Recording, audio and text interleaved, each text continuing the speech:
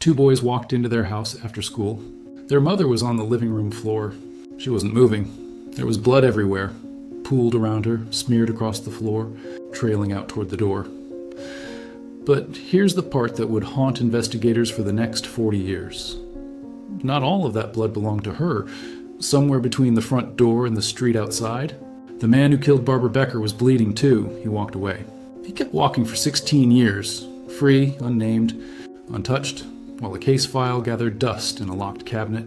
For 4 decades, nobody knew his name. Then technology that didn't exist in 1979 finally caught up to a drop of blood that had been sitting in evidence storage the entire time. What that blood revealed would answer one question and open a far darker one. Because by the time investigators finally learned who killed Barbara Becker, it was already too late to make him answer for it. Before we go further, drop a comment and tell me which country you're watching from. And if stories like this pull you in, hit subscribe, because this channel exists for cases exactly like this one.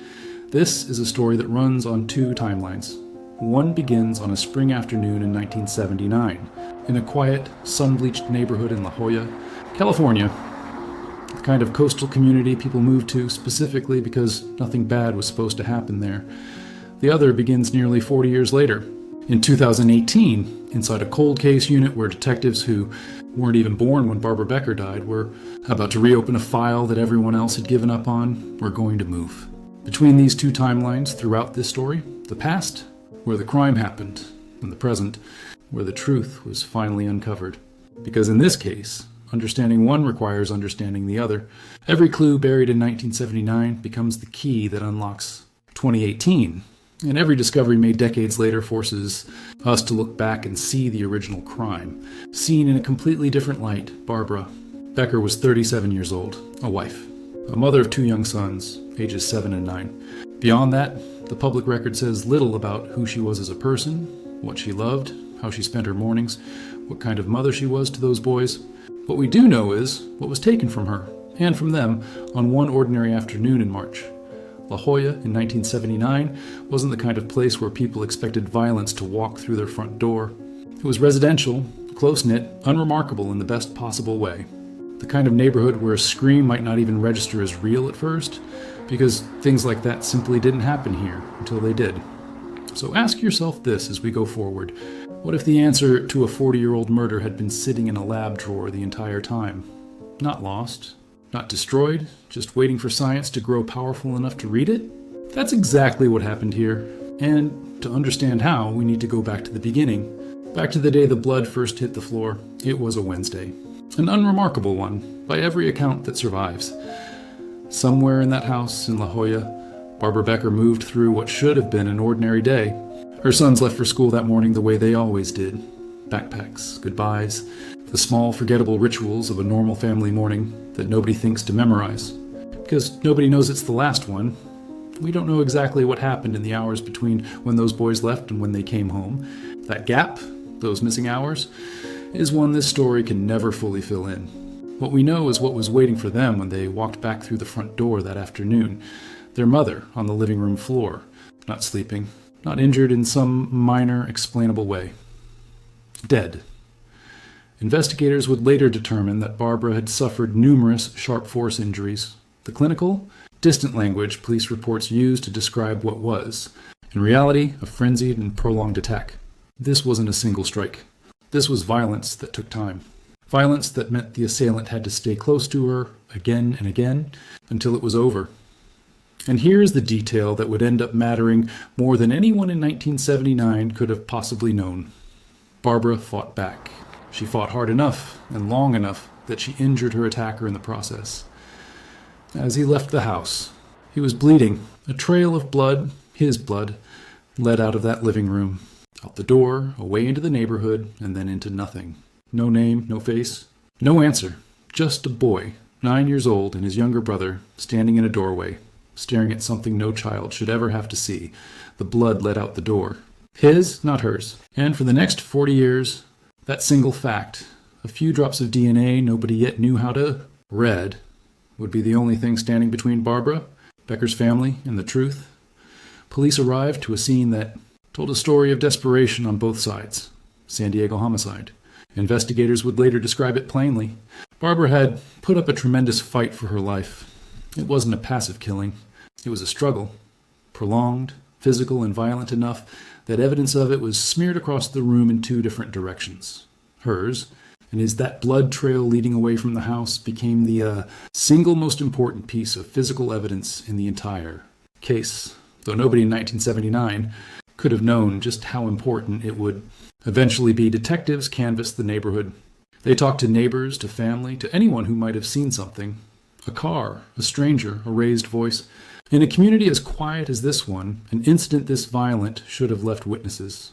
It should have left answers. It didn't. There was no obvious forced entry that pointed to a clear motive. No immediate suspect that fit cleanly into the picture investigators were trying to build. What they had was physical evidence. Blood, a violent struggle, a home that had been the site of something brutal, and no name to attach to any of it. Forensic science in 1979 could type blood. It could tell investigators the general characteristics of the person who'd left it behind. What it could not do, what wouldn't be technologically possible for another 2 decades, was take that blood and turn it into an identity. So detectives did what detectives in 1979 could do. They worked every lead by hand. Interviews, records, instinct. And little by little, as weeks turned into months, those leads ran out. That blood would outlive every lead the department chased for the next 4 decades. It sat preserved in an evidence room, inert, unreadable, waiting for a version of forensic science that didn't exist yet. Waiting, essentially, for the future to arrive. Behind every cold case, file is a family that doesn't get to close the chapter. The rest of the world moves on from 2 boys, 7 and 9 years old, had carried the memory of walking into that living room for the rest of their lives. There is no official record of how that moment shaped them, no interview transcript detailing what came next in their lives, but anyone who has studied trauma in children can tell you a memory like that doesn't fade. It waits, it resurfaces. It becomes part of the architecture of who a person grows up to be.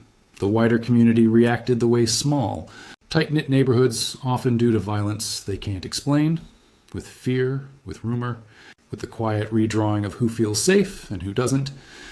Doors that used to stay unlocked suddenly didn't. Conversations turned, inevitably, toward theories. Who could have done this? Did anyone know something? Was the person responsible someone from within the community, hiding in plain sight?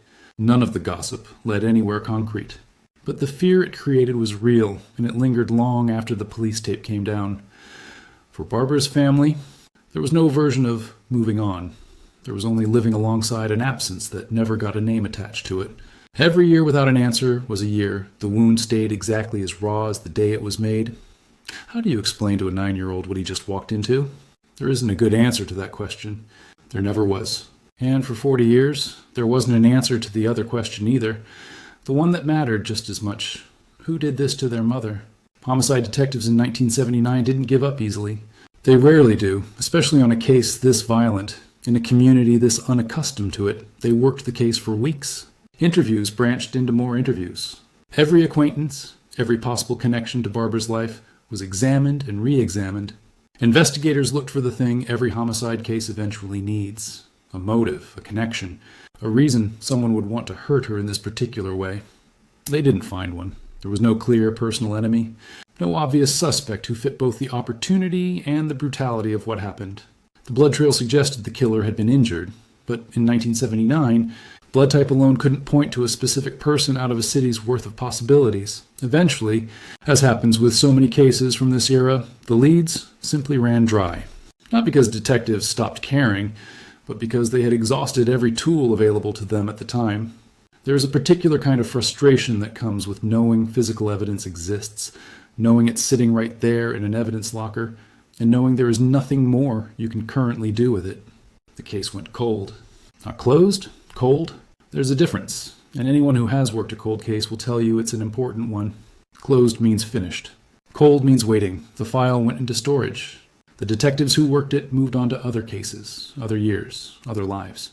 But somewhere in an evidence room, a small sample of blood remained, sealed, preserved, and utterly meaningless to the technology of its time. It would take almost 40 years for that to change. Time did what time does to unsolved cases. It buried this one under newer ones.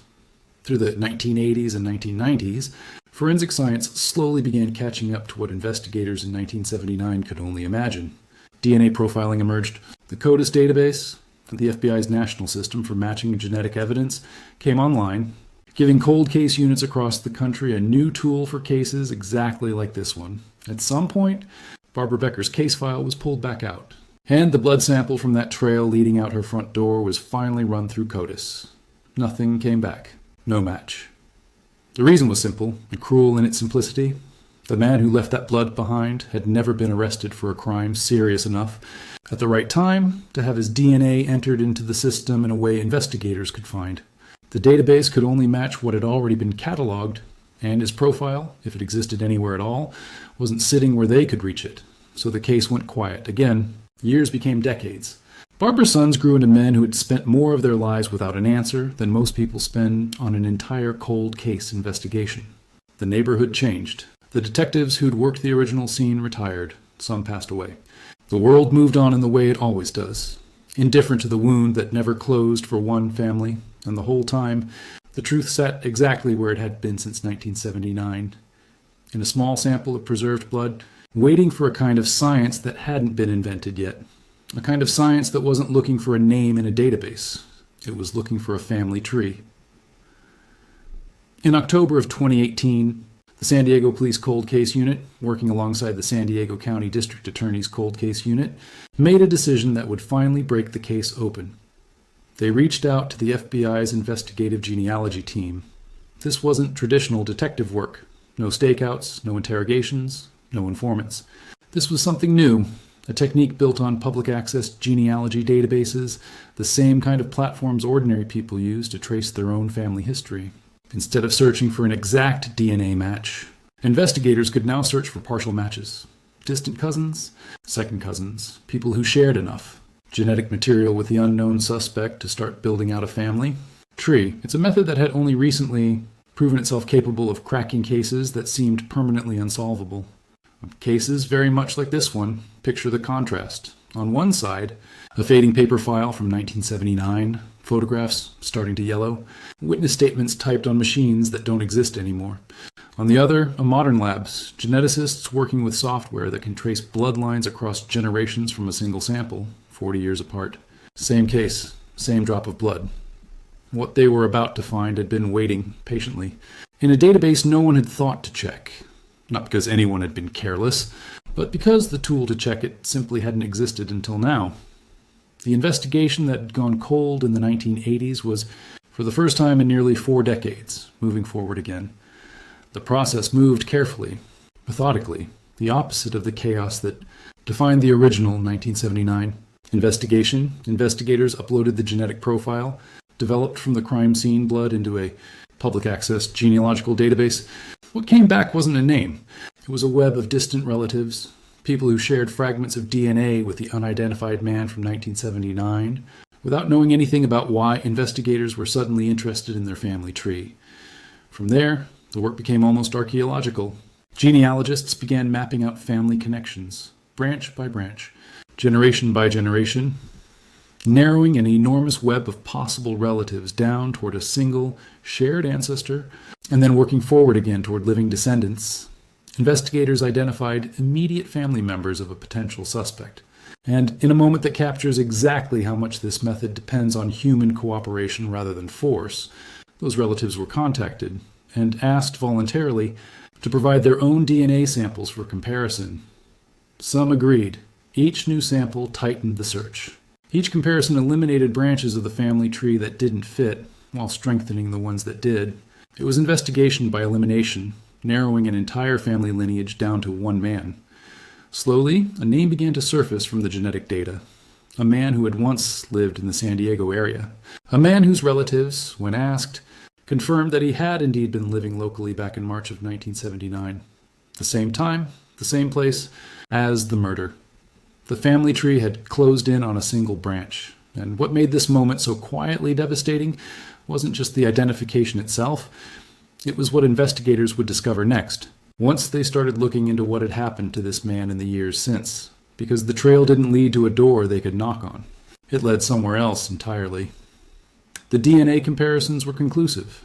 The blood left behind at Barbara Becker's home in 1979, the blood from the man who fought her, injured himself in the struggle, and walked away into the dark, belonged to a man named Paul Jean Chartrand. For a moment, imagine what that meant to the investigators in that room. 40 years of silence. 40 years of a name that didn't exist to anyone outside his own family. And now finally a match, a confirmed identity. The single piece of information that this case had been missing since the day it began. Then came the second discovery, the one that turned a moment of triumph into something far more complicated. Paul Jean Chartrand had died in Arizona in 1995. He had been gone for over 2 decades. Investigators learned that in 1994, the year before his death, Chartrand had actually been arrested in Los Angeles, and a DNA sample had been taken from him at that time. It was, on paper, close enough to have solved this case decades earlier. But he died before that sample could be fully processed into the National CODIS database in a way that would have connected it back to La Jolla. He had, in effect, been one bureaucratic step away from being caught while he was still alive, and missed it, by a matter of years. What does justice mean when the man responsible can never answer for it? There's no clean answer to that question. Investigators finally had what every cold case team dreams of: a name, a confirmed match, an end to the not knowing. And at the exact same moment, they had to accept that there would be no arrest, no trial. No moment where Barbara Becker's family could sit in a courtroom and watch the person responsible face what he'd done. He was already gone. Had been for 24 years. For a case built entirely around the pursuit of an answer, this was the answer, just not the ending anyone had hoped to find waiting at the other end of it. In March of 2019, almost precisely, 40 years to the day after Barbara Becker's murder, the San Diego Police Department announced publicly that the case had been solved. There would be no trial, no sentencing. No moment of confrontation between Barbara's family and the man responsible for taking her from them. Investigators were candid about the bittersweet nature of what they'd accomplished. The case was solved, but the justice that usually follows a solved case, accountability, consequence, a verdict, simply wasn't available anymore. For Barbara's sons, now grown men who had spent essentially their entire adult lives without a name to attach to their mother's death. This was a different kind of closure than the one most families get. Not the closure of watching someone answer for what they did. The quieter, harder closure of simply finally knowing. 40 years is a long time to carry a question that never gets answered. It's the length of an entire childhood, an entire career, in some cases, an entire life stage repeated twice over. For 4 decades, this family lived with an absence that had no shape, no name, no explanation attached to it. Now, at least, there was a name. Paul Jean Chartrand, a man who had lived and died, having never once had to account for what he did on March 21st, 1979. Investigators involved in the case described the resolution as tempered, grateful for the answers, but painfully aware of what those answers had cost in time, and what they could no longer deliver in the form of justice. Go back, for a moment, to where this story started. 2 boys walking into a living room. Blood on the floor. Some of it hers, some of it his. For 40 years, that blood sat as evidence of a crime nobody could solve, physical proof of what happened, with no way to translate it into a name.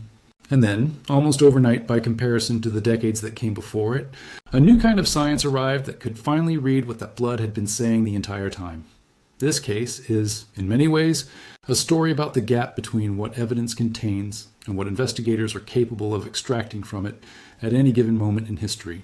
In 1979, that blood was just blood, a clue frozen in time, waiting for a future that hadn't arrived yet. By 2018, it was a map of an entire family tree, precise enough to identify one man out of millions. But this case is also a reminder that science, no matter how advanced it becomes, cannot turn back time. It can answer the question of who. It cannot always deliver what comes after the answer. Accountability, a trial, the kind of justice a family has spent decades imagining. Barbara Becker's sons got their answer. They will never get their day in court. Somewhere in that gap between finally knowing and never getting justice is where this story lives. A case solved by science powerful enough to trace a killer through his own family's DNA, and still not powerful enough to bring him back to answer for what he did. The blood on that floor in 1979 finally spoke 40 years later. It just took nearly half a century for anyone to be able to listen. If this case affected you the way it affected me putting it together, let me know in the comments. And if you want more solved cold cases like this one, make sure you're subscribed, because there are many more stories like Barbara's still waiting to be told. Before we go further into how investigators closed in on a name, it's worth pausing to understand exactly what tool they were using, because this wasn't ordinary DNA testing. This was something far newer, far stranger, and far more powerful than anything cold case units had access to before. For most of the DNA era, solving a case with genetic evidence required one very specific thing. The suspect's own DNA already had to exist somewhere in a government database. CODIS, the FBI's combined DNA index system, could only return a match if the person who left blood, saliva, or skin cells at a crime scene had themselves been arrested, convicted, or otherwise processed into the system at some point in their life. That was the wall investigators hit again and again with the Becker case. The blood from the scene was preserved. The profile was uploaded, and decade after decade, the system returned nothing. Not because the technology had failed, but because the man they were looking for had simply never been cataloged. Investigative genetic genealogy solved a completely different problem. Instead of asking, does this exact profile exist in a criminal database? It asked a much broader question. Who are this person's relatives? And can we find them in the millions of profiles people have voluntarily uploaded to consumer ancestry websites? It's a subtle shift, but it changed cold case investigation permanently. Ordinary people upload their DNA to genealogy platforms every day, curious about their ancestry, searching for lost relatives, building out family trees as a hobby. Most of them have no criminal record and no connection to any crime whatsoever. But DNA doesn't exist in isolation. It's shared in smaller and smaller fragments across parents, siblings, cousins, and even distant relatives several generations removed. A person doesn't need to be in a criminal database to accidentally help identify a family member who is hiding within it. This technique first entered the public consciousness in dramatic fashion in April 2018, just months before the FBI's investigative genealogy team was called in on the Becker case, when investigators used the exact same method to identify Joseph James D'Angelo as the man behind a string of murders and assaults committed decades earlier by an offender known only as the Golden State Killer. That case became a turning point. It proved, publicly and unmistakably, that genetic genealogy could crack cases that had been considered permanently unsolvable. Cases where the trail had gone cold, not because evidence didn't exist, but because the tools to interpret it hadn't been invented yet. Barbara Becker's case became one of the earliest cold cases in San Diego to benefit directly from that same breakthrough. When the cold case unit and the district attorney's office approached the FBI in October of 2018, they were essentially asking to borrow the same method that had just cracked one of the most notorious unsolved cases in American history. The process itself required patience. Most people don't associate with forensic science. There was no dramatic machine spitting out a name in minutes. Genealogists took the crime scene DNA profile and uploaded it into a public genealogy database, searching not for an exact match, but for anyone who shared enough genetic material to be considered a relative, a second cousin, a great-nephew, someone connected by blood, but with no idea why their DNA had suddenly become part of a homicide investigation.